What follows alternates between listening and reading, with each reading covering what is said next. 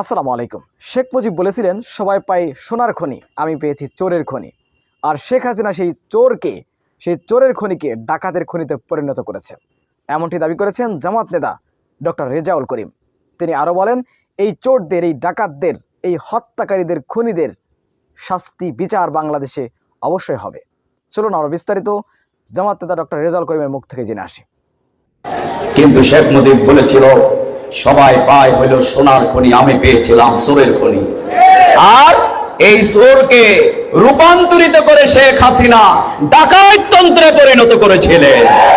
এই ডাকাইতেরাই আমাদের ভোটের অধিকার নিয়েছে, এই ডাকাতরা আমাদের ভাতের অধিকার লুণ্ঠন করেছে, এই ডাকাতরাই দুর্নীতি করেছে, এই ডাকাতরাই মানুষের উপর অবিচার করেছে, এই আওয়ামী লীগের ডাকাতরাই সেনা সদস্যদেরকে হত্যা করেছে, আলেম ওলামাদেরকে বেইজ্জতি করেছে, দেশপ্রেমিক নাগরিককে হত্যা করেছে। বাংলার জমিনে আওয়ামী লীগের জুলুমতন্ত্রের বিচার হবে। এখন আওয়াজ শুনি শেখ হাসিনা বলেন তিনি নাকি বর্ডারের কাছে আছেন, তিনি টুক করে নাকি ঢুকিয়ে পড়বেন। আমরা আপনাকে আহ্বান জানাই, আপনি যে কোনো দিন আইসা পড়েন, আপনার ঘর হবে ওই লাল ঘর। শেখ হাসিনা, আল্লাহ রাব্বুল আলামিন কোরআনে বলেছেন, একজন নিরপরাধ মানুষকে যদি কেউ হত্যা করে তাহলে গোটা মানবকুলের সকল মানুষকে হত্যার শামিল। যদি এই হিসাবে হিসাব করেন তাহলে শেখ হাসিনার ফাঁসি কতবার হয়? প্রিয় সংগ্রামী ভাইরা, তাহলে একবার হয়ে গেলেই তো শেষ। এই জন্য আল্লাহ তাআলা বলছেন, মানুষ যারা অন্যায় করবে তার অন্যায়ের বিচার এই দুনিয়ায় তার শাস্তির মাধ্যমে সম্ভব নয়। এই জন্য আল্লাহ তাআলা তাকে জাহান্নামের আগুনে জ্বালাবেন, এই অপরাধীকে আবার তার নতুন চামড়া দেবেন, শরীর বানিয়ে দেবেন, আবার আগুনে জ্বালাবেন, আবার তার শরীরকে বানিয়ে দেবে। আমার যে মায়েরা, আমি মাঝে মধ্যে শহীদের অনেক মায়েরা অনেক রাতে যখন ফোন দেন তখন জিজ্ঞাসা করতাম যে, মা আপনার তো বয়স হয়েছে, আপনি কি ঘুমান না?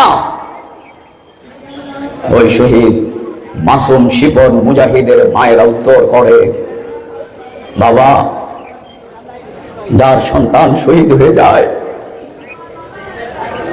যার যে সন্তানকে নিয়ে রাতে একসাথে তাহাজ্জুদের নামাজ আদায় করতাম, তাহাজ্জুদ পড়লে উঠলেই এই সাতক্ষীলের প্রিয় সন্তান শহীদ মুজাহিদ, তার মা লিখেছেন আমাকে, আমার মুজাহিদ বলতো, মা তুমি দোয়া করবে, তুমি সন্তান হিসাবে আমার জন্য দোয়া তো অনেক করো, আল্লাহ যেন আমাকে দুনিয়ায় এই বানায়, এই বানায়, এই। কিন্তু একটি দোয়া মা তুমি আমার জন্য করবে, সেই দোয়াটি হচ্ছে, মা আমি পড়ালেখা করে দেখেছি, কেবলমাত্র শহীদেরাই বিনা হিসাবে জান্নাতে যাবে। তাদের প্রথম ফোঁটা রক্ত জমিনে পড়ার আগে আল্লাহ তাদেরকে ক্ষমা করে দেবেন। তারা তাদের বংশের 70 জনকে সুপারিশ করে জান্নাতে নিতে পারবে। মা আমি এর থেকে উন্নত মৌত আর দেখি না, এই জন্য তুমি আমি মুজাহিদের জন্য দোয়া করবে, আল্লাহ যেন আমাকে শহীদ হিসাবে কবুল করে। এই সেই শহীদ মুজাহিদ, এই সাতক্ষীলে তার বাড়ি, এই মাটি এই সন্তানদেরকে জন্ম দিয়েছে। এই মাটি যেমনি একজন শহীদ মুজাহিদের মতো তাহাজ্জুদে গুজার, আল্লাহর গোলাম ইউসুফ আলাইহিস সালামের উত্তরসূরির জন্ম এই সাতক্ষীলে। ইসলাম তাকে আদর্শবান ছাত্র শিবিরের এই পতাকা তলে এই যুবক যেমনি এক তাহাজ্জুদের গুজার আল্লাহর গোলামে পরিণত হয়েছে, আর অসংখ্য মায়ের সন্তানেরা এই মাটিতে অনেক কুলাঙ্গারের জন্ম দিয়েছে। সুতরাং মানুষ ইনোসেন্ট হিসাবে জন্ম নেয়, কিন্তু আদর্শ তাকে বিপদগামী করে। আমি আজ খিলপাড়াবাসী, আমি আমার অভিভাবক, আমার বাবার সমতুল্য ভাইয়েরা, বোনেরা, যারাই আমার কথা শুনতে পাচ্ছেন, বিনয়ের সাথে আপনাকে আবেদন রাখতে চাই, যদি আপনার সন্তানকে আপনি যদি আদর্শবান মানুষ বানাতে চান, আপনি যদি আদর্শবান মানুষ হতে চান, আল্লাহর কসম, পৃথিবীতে কোনো আদর্শ, কোন নেতা নেত্রীর তন্ত্র মানুষকে ভালো মানুষ বানাতে পারে নাই। পারবে না। কেবলমাত্র মহাগ্রন্থ আল কোরআনেই আমাদেরকে আদর্শবান মানুষ বানাতে পারে। এই জন্য আপনারা সবাইকে সেই কোরআনের পতাকা তলে শামিল হতে চান? তাহলে সংগ্রামী ভাইরা আমার, ওমর ইসলাম গ্রহণ করার আগে কত দুর্দান্ত ছিলেন। নিজের বোন ভগ্নিপতিকে পিটিয়ে রক্তাক্ত করেছিল। বোনকে বলেছিল, বোন তুমি কি পড়ে এত মজা পেয়েছো, আমার হাতে দাও। বলছে না, এটি দেয়া যায় না, এটি পবিত্রতা ছাড়া তোলা যায় না। ওমর নিজেকে তৈরি করে ফেলেছেন দুনিয়ার শ্রেষ্ঠ মানুষ, সেই কোরআন।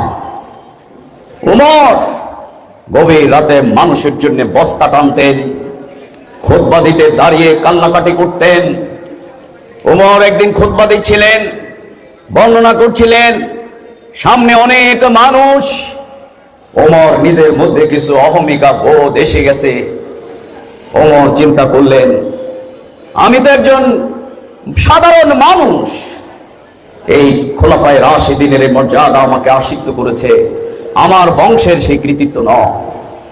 ওমর খুতবার মাঝখানে বলতে শুরু করলেন, আমি ওমর, আমার বাবা কিন্তু ছাগল চড়াতেন, আমার ছাগল চড়িয়ে আমরা যে দুধ পেতাম, এই দুধ দিয়ে আমাদের পরিবার চলতো। এক এক করে ওমর বর্ণনা করতেছেন। আবার খুতবা শুরু করলেন। খুতবা শেষ করার পর বলা হলো, আমিরুল মুমিনিন, খুতবার মাঝে আপনার পরিবার ছাগল চড়াতেন, আপনার অনেক এই পরিবারের লোক ছিলেন, এই কথাগুলো আজকের খুতবায় কেন ছিল না, আপনি কেন বর্ণনা করেছেন? ওমর বললেন, আমি সামনের মানুষগুলো দেখে আমি কিছুটা অহমিকা আমার মধ্যে এসে গেছে। আমি ওমর সেটিকে খতম করে দেওয়ার জন্যই, ধূলিসাৎ করে দেওয়ার জন্যই আমি বলেছি আমাদের বংশ, আমার পরিবার হচ্ছে ছাগল চড়ানো সেই পরিবার। ইসলাম, আল্লাহ রাসূল সাল্লাল্লাহু আলাইহি সাল্লাম, বুখারী শরীফে আসছে, মাখজুমি বংশের একজন সম্ভ্রান্ত মহিলা চুরি করেছিল। আজকের এই ঘটনা থেকে পরিষ্কার, আওয়ামী লীগ বিগত দিনে থানা থেকে ছাড়িয়ে নিত, দল ছাড়িয়ে নেয়, অমুক আমার দলে, তাকে কিছু করবেন না। ওসি সাহেব, চাকরি যদি রাখতে চান, এই এলাকায় যদি থাকতে চান, তাহলে অমুককে ছেড়ে দিতে হবে, ঠিক না? অমুককে ধরবেন না। ছাত্রলীগ, হেলমেট বাহিনী, হুন্ডা, যেভাবে গাছের উপর দিয়ে চালাক আর জমিনে দিয়ে চালাক, আর কয়জন মারা যাক, এগুলো কিছু আসে যায় না। সব তো একটাই সরকারি দলের লোক, ঠিক না? সাদা চাইবে সরকার, ইজ্জতের উপরে আঘাত হানবে আমরা সরকার, মানুষের অধিকারের উপরে আঘাত হানবে আমরা সরকার। কিন্তু আল্লাহ রাসূল সাল্লাল্লাহু আলাইহি সাল্লাম, ওই সম্ভ্রান্ত উঁচু বংশের মহিলা যখন চুরির দায়ে অভিযুক্ত হয়েছেন, তখন কুরাইশ বংশের মহিলা, তার হাত কাটা হবে। আল্লাহ রাসূলের কাছে এটি কে সুপারিশ করবে? একজন সাহাবীকে বাছাই করা হয়েছে। আল্লাহ রাসূল সাল্লাল্লাহু আলাইহি সাল্লাম এই তরুণ সাহাবীকে সবচেয়ে বেশি পছন্দ করতেন। গিয়ে যখন আল্লাহ রাসূলকে বললেন যে, ইয়া রাসূলুল্লাহ, আল্লাহ রাসূল বললেন, তুমি কি আল্লাহর দ্বীনের বিপক্ষে কোনো কিছু সুপারিশ করার জন্য এসেছো? আল্লাহ রাসূলের চেহারা মোবারক লাল হয়ে গেল। তিনি মিম্বারে উঠে দাঁড়িয়ে বললেন, আল্লাহর কসম, আল্লাহর কসম, তোমরা যে সম্ভ্রান্ত কুরাইশ মাখজুমি মহিলার অপরাধ থেকে তাকে বাঁচানোর জন্য আমার কাছে সুপারিশ ঘোষণা করছি, যদি সে আমার মেয়ে ফাতিমা হতো, আমি তার হাত কেটে দিতে দ্বিধা করতাম না। ইসলাম, আমি আজ খিলপাড়াবাসীকে বলে যেতে চাই, এই যে 5 আগস্টের পর এত জুলুম নির্যাতন সবের সয়ে আমরা যে পাহাড় অতিক্রম করেছিলাম, আজকে হাজার হাজার মানুষের সামনে আমি বলছি, আমাদের আমির জামাত বলছেন, আপনারা কে একজনও বলতে পারবেন জামাত ইসলামী কারো কাছে চাঁদা চেয়েছে? আমরা কারোর কাছে চাঁদা চাই নাই।